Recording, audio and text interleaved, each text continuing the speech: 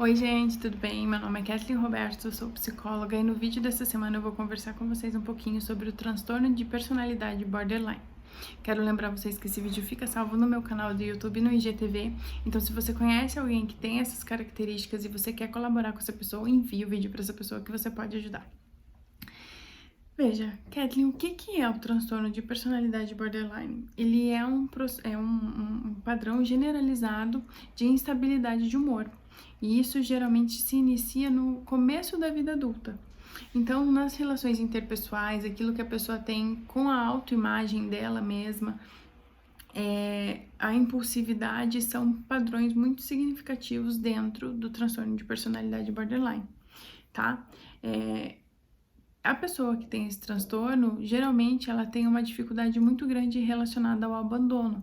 Então, uma das principais características da pessoa com transtorno de personalidade borderline é um esforço desesperado para que, quando ela entende que haverá um abandono, isso não aconteça de fato. Então, relacionamentos abusivos, você percebe que a pessoa se coloca em situações não viáveis ou que de fato não faz bem, até por vezes uma automutilação, para que a outra pessoa não a abandone. Isso é uma das características desse transtorno, tá? Relacionamentos são geralmente instáveis, isso em todos os âmbitos de relação dessa pessoa, porque o borderline, ele tem uma autoimagem deturpada. Então, se eu me vejo mal, se eu me vejo como alguém ruim, logo eu vejo que você me vê assim também. E a ideia de abandono justamente reforça para a pessoa com transtorno borderline essa ideia de que não é bom, então eu preciso estar sempre fazendo tudo o que tenho que ser feito para que você fique aqui, para que o abandono não aconteça, tá? A pessoa tem uma instabilidade muito grande e uma tendência muito grande com vícios, seja sexo, seja jogos, seja drogas, substâncias, seja apostas. Tá, então sempre a pessoa, por essa impulsividade, tem uma tendência muito grande a se envolver em algum tipo de vício, tá? E a pessoa também tem uma questão muito grande com um sentimento de vazio, que pode estar num ambiente, mas ela se sente vazia, tá? Isso é uma das características que tem dentro desse transtorno. E também, gente, uma raiva intensa, o que justifica os comportamentos de agressividade com o indivíduo dentro de uma crise, por exemplo. Se o borderline, ele entende que de alguma forma haverá um abandono, mesmo que seja breve, a pessoa vai fazer uma coisa, minha amiga resolveu fazer uma coisa com outra pessoa, alguém teve que desmarcar um horário, ou teve que passar para mais tarde um horário que havia marcado com essa pessoa, geralmente gera uma situação de muito estresse para o borderline, porque reflete para ele isso como abandono e reflete para ele a confirmação da autoimagem deturpada que ele mesmo tem, sabe? Então, ele também tem uma instabilidade com relação à vocação, tem uma instabilidade com a vida sexual, às vezes questiona a sua sexualidade, é uma das coisas agravantes.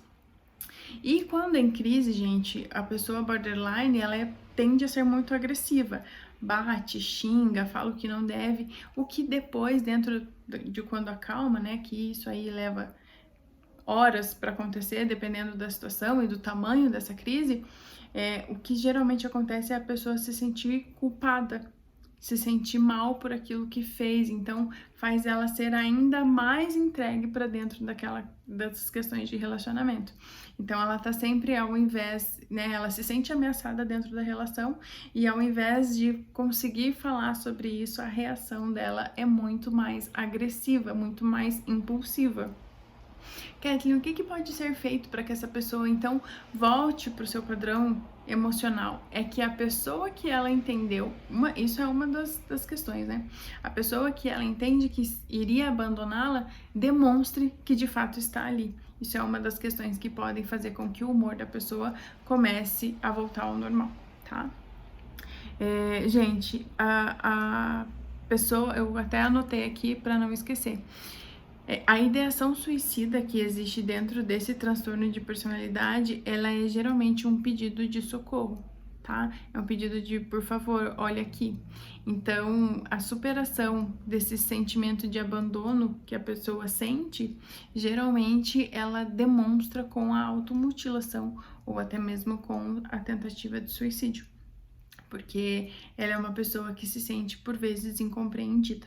E por isso, cada vez mais, essa questão de propensão a vícios é algo a ser bastante cuidado por quem entende que convive com pessoas borderline. Eu faço esses vídeos, gente, não só para as pessoas que têm transtornos, mas para vocês que convivem com essas pessoas, que entendem que essas pessoas vivem uma espécie de sofrimento, possam colaborar, né? Então, até se você tiver alguma dúvida, passa por isso com alguém, entre em contato comigo, no que eu puder ser útil, com certeza eu quero colaborar, tá?